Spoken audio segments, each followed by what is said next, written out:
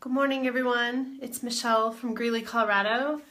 And I know I don't have to do this live this morning, but I felt called to. And so I want to give you a message.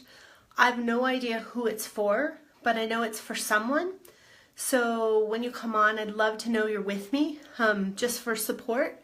So put your name and where you're calling from, because I do have a really important message, but I want to give some people some time to get on. And again, it might be the most important message of all the messages you could have. So thank you for your hearts. I know who those are from. Joylyn, I love you too. Sarah, good morning. Cindy, good morning. Elizabeth, Nikki, good morning. I'm with you, sis. I know you are, honey. So Elizabeth, thank you. Thank you, Nikki, thank you.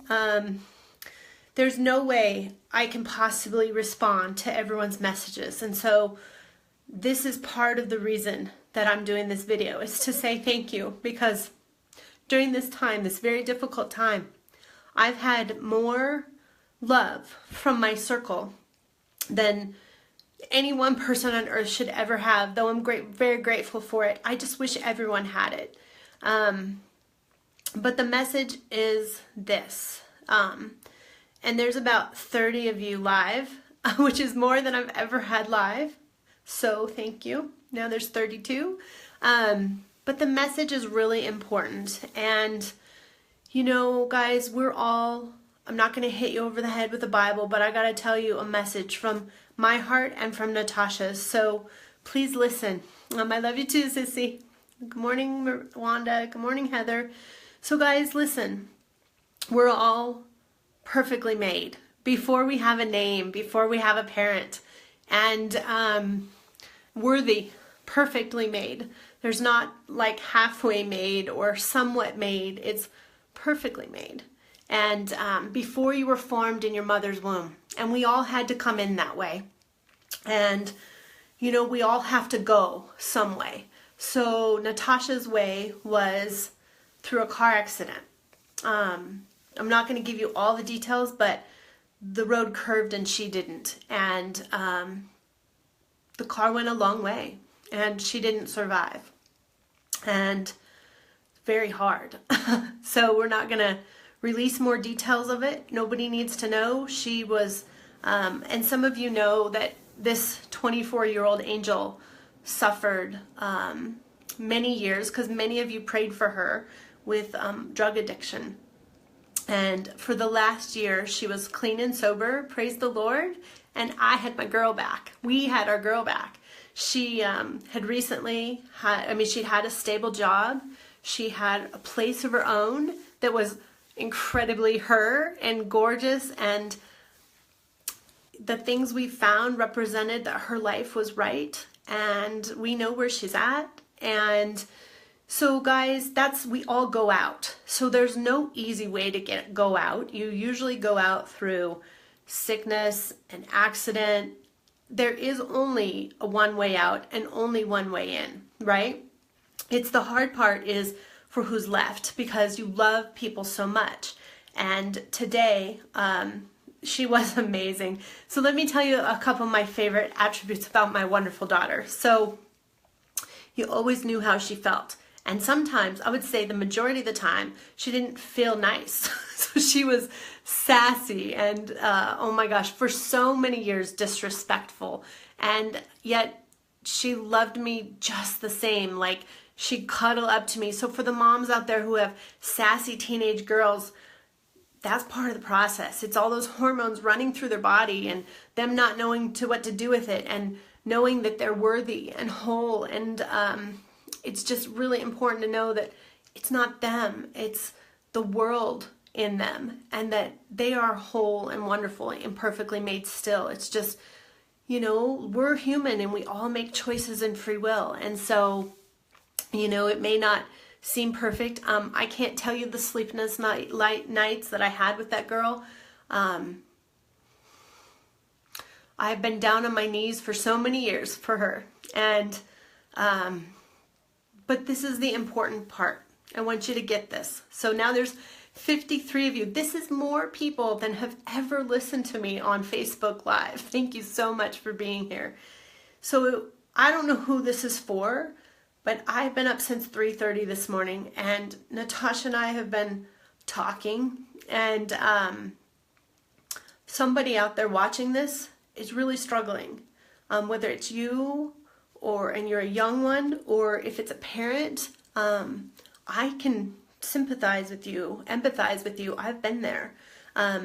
We also had so many joyful times, like so many amazing memories. Oh my gosh, she was funny. Oh, and she had like this slapstick humor that she always knew what to say to make us laugh. I mean, she could literally she was just amazing. She loved, but I was going to tell you some of her attributes, and then I have a really, really important message. So stay with me because I am getting to it. I promise. I'm not processing really normal right now. So, as some of my favorite attributes, I loved her curly hair, just this long, just spiraled, amazing, thick, beautiful hair, beautiful brown eyes. She always loved to have her nails done. She loved to dress up, and yet she loved to be the tomboy and get her, jeans on and get in the mud and four-wheel and shoot guns, and like, she was just an all-out cool girl. She had quite the mouth on her, let's be clear. Maybe she got that because both of her parents were Marines, right? Maybe that comes naturally. Thank you, Reggie. I love that this girl loved to scrapbook. She loved to bake. She loved to, anytime someone else was hurting, to comfort them. She loved to read her Bible, and she loved to snuggle. Like, that girl loved pillows and shoes and clothes almost as much as I do. It's okay. I see sad faces, but guys, we need to celebrate her because she was such an amazing woman. For 24 years, I was blessed and graced with her, and her dad and her brother and her stepbrother and her little sister, blessed, and her stepdad. Like, guys, this is important, and it's how you live your life. Now, Natasha, no matter if she had struggle or, things going on, and she did in a big way. When you're an addict, you are addicted, and it takes over your life, and it's not you. So as the parent that's watching this that has a child that's addicted, just know that it's not your kid, it's the disease of addiction, and that they want to be well. They want to be whole.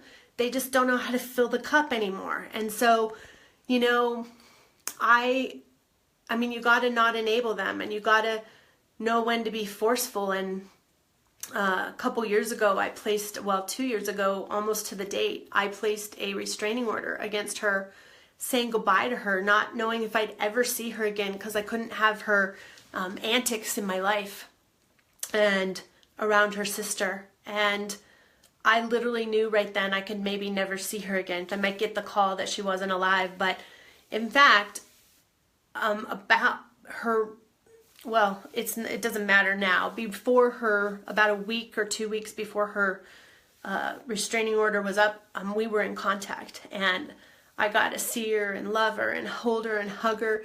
And so it's been literally 1 year that I've had my girl back, and she's done so good this last year. She was going to Bible study, she was going to church, she was working, she had a car, she bought a car, she had her own house. Like, she was doing amazing. And just, some freak accident happened, and now she's no longer with us. But I think about that as a mom. She could have died in the drug scene. She could have been owed someone money and, got taken out or something. I don't know the words that the gangsters use or whatever they're called. The people who are involved in this, really, they're not gangsters. They're just normal, loving human beings who have got wrapped up in something that has taken over their life. So they're not bad people either. So I think we need to be really careful about being judgmental about people. Natasha loved everyone. She didn't care what their skin color was. She didn't care I mean, where they lived, where they were from. She just loved people. And we could learn so much from this girl. So now if you were to look at her from the outside, just not knowing her, and you look at her history and her path and her choices, you know, a lot of people could label her as, you know, a druggie or, you know, a bad person or a gangster or, you know, whatever. And I'm her mom. I know what a good soul this child was. She was loved, she was precious, and I will just tell you what, this is the message. Now that I got to see how many people, I'm just like, 68 people. Like, I want you guys to share this with someone that has death in their family, that a child maybe, or someone that has a child that's an addict, or they have a strong, stubborn child, right? Or, you know, step parents that are, you know, raising kids. It wasn't always easy for Paul and the kids. So I just want you guys to hear this. Perfectly and wonderfully made. One way in and one way out. The most important part is what you do with the dash. So when Natasha was a young girl, I raised her in church as a single mom. And I was there the day that she asked for Jesus Christ to come into her heart. I was there the day she asked to be baptized. It was amazing and beautiful and wonderful. And then she stepped away from the Lord. And I had people over time tell me that she'd lost her salvation, that, you know, there's no way back in, you don't defy God and walk away. And I had to hold on to the fact that God promises that kids come back, right? Well, she did. So she and I have been praying for a long time. When she was in ICU from a drug overdose with a trach in her throat, and I stayed with her all night long for days in that hospital, I just sat there and read the Bible to her. And I don't even know what verses. I just loved upon her with the love that she really needed, which wasn't mine. It was the love from Jesus Christ. And I just loved her, and she heard the words. And 2 weeks ago, I got a message yesterday from Teresa that because I knew she was going to church, and I knew but she recommitted her life to Jesus Christ 2 weeks ago at church with her pastor. And I knew she believed. I knew she'd come back. But for her to do it on her own, without me even involved, I didn't even know. She didn't tell me. Someone else has recently told me now that she's passed. And so I know, though she's passed, and though today I have to go make some really, really hard decisions about how my family will celebrate her, we know where she's at. And so though I'm very sad, I know that I'll see her again. And that what that means for us left on earth is that we have a choice. And I can't choose you, and there are many religions of the world. But what I know is there is a God who loves you. You didn't get here because of some sonic boom. You got here because you're perfectly, wonderfully made, and you're supposed to be here. You're here to make a difference. You're here to change the world. And I want you to own what you're here for. Just like Tasha owned what she was here for. Her time was short, but she did what she needed to do. She showed people that they could live a life of amazing life with family, normal life, make choices that don't serve you, and get your life back on track. That was Natasha's purpose, is to teach people that they too can make the choices they need. And did she struggle every day? You bet she did. She just called me just about, it was June 16th. I posted Natasha Needs Prayer. That's because she called and asked me to post, Mom, I need prayer. And what that was about is she was struggling, mindset. She had some, old mindset coming back, or some friends contacted her or something, but she was struggling with, and what she said was, I'm so worried about failing. Mom, I don't want to fail. Well, guys, we are going to fail in this world. So, people put on a face, I call it a face, where everything's okay. guys, and most people thought I was probably okay during most of her life, but I'm going to tell you what, we struggled. We struggled hard. And there are so many young kids, between the ages of 18 and 35, okay, 18 and 99, fine, that are struggling. They're depressed, they're addicted, they have things, they have turmoil, they have angst in their heart. And I'm here to tell you, this is my job. You're okay. You're perfectly and wonderfully made. No matter what you choose about your faith, you're perfectly and wonderfully made now. However, you can stay perfectly and wonderfully made with the Creator who made you. If you make a choice, and this is my belief, I can't push my belief on you, but what if you chose, what if what I believe, Christianity, what if it's right? What if you chose it and it was right and you could live eternally, right? And if I'm wrong, then so what? You made a choice, another choice that's wrong. We do that every single day. So I'm just going to throw that out there that what if? What if this could make a difference? What if this one choice, the choice of the dash? I mean, they say it's how you live your life. Yeah, it is how you live your life. It's about what decisions you make about eternity that matter. Not about, did you go have a great time? Did you, ride four-wheelers and motorcycles and whoop it up? No, that's not what life is about. Life is about how deeply you love people while you have them. And do you spend quality time and do you listen? But it ultimately doesn't even come down to that. It's about you and your relationship with the Creator. So I can't tell you what you believe, nor will I push on you. I'm just telling you that Natasha and I had a talk, and this is the message that I'm supposed to give. So God is good, whoever just said that. So God is always good. God has never not been good. And the other day, someone asked me if I was going to go to church, and I said, no, I'm mad. There's no way I'm going to church. Well, it's just not time yet. But no, I don't hate God because he took my daughter. I love him because he's holding her. So there's such a different perspective on how you look at it. Death without God and death with God is totally different. And we've known people who've passed that didn't love God, and, we're worried about them. And, we don't know, guys, until their final breath what they've decided. It's not up to us, and it's not supposed to be public. It's supposed to be with that person and God. But in this case, I do know, tell Miss Rachel that I love her so much. I am so excited. Do you know that my daughter, Natasha, loved children so much, though she didn't want to be a mom? And that's because she knew her time was short here. She always told me she wasn't going to live a long life. And I was like, how do you know that? Don't say things like that. Her spirit knew, right? She did know. And the last few weeks, there were a couple of things that happened that let me know, though she didn't know probably that she was wrapping things up because this was a freak accident. But there were a couple of things that happened in the last week of her life, 2 weeks of her life, that let me know that she was wrapping things up, including,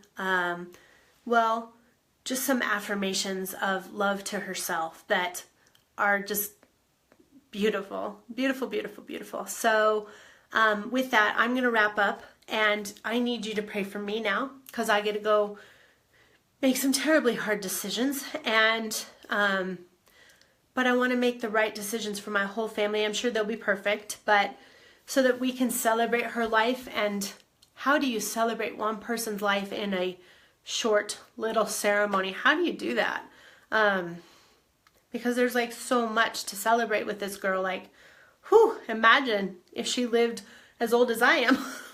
Like, there would be so much to celebrate. Like, so, it might, I don't know. So, but know that I'm okay. And I am going to use her death and her life and her entrance and exit and the dash for the good. And I actually am going to ask you guys to pray about something years ago. One more thing, and then I'll go. I was going to write a book a couple years ago, and it was a book that contained letters to my kids to teach them all the wisdom that I feel like I've gained in my life so that they could carry on if ever something happened to me. Well, I never got to it. I prayed about it and it just wasn't time. Well, Tasha and I have talked and it's time. So I need to write that as if they're still here, because I have 3 other children still alive. And she's going to help me know what to put. So just pray about that. So I'm writing her and my children a letter every single day. And this is what I'm going to ask for you guys. If you are a mom or a dad and you would like to contribute to this book, I thought at first it was just going to be me and my letters, but I'm actually going to open it up where it's you and your letters. So if you have children that you love, would you do me a favor and write them a letter, or as many letters as you feel called to, and I want you to mail them to me.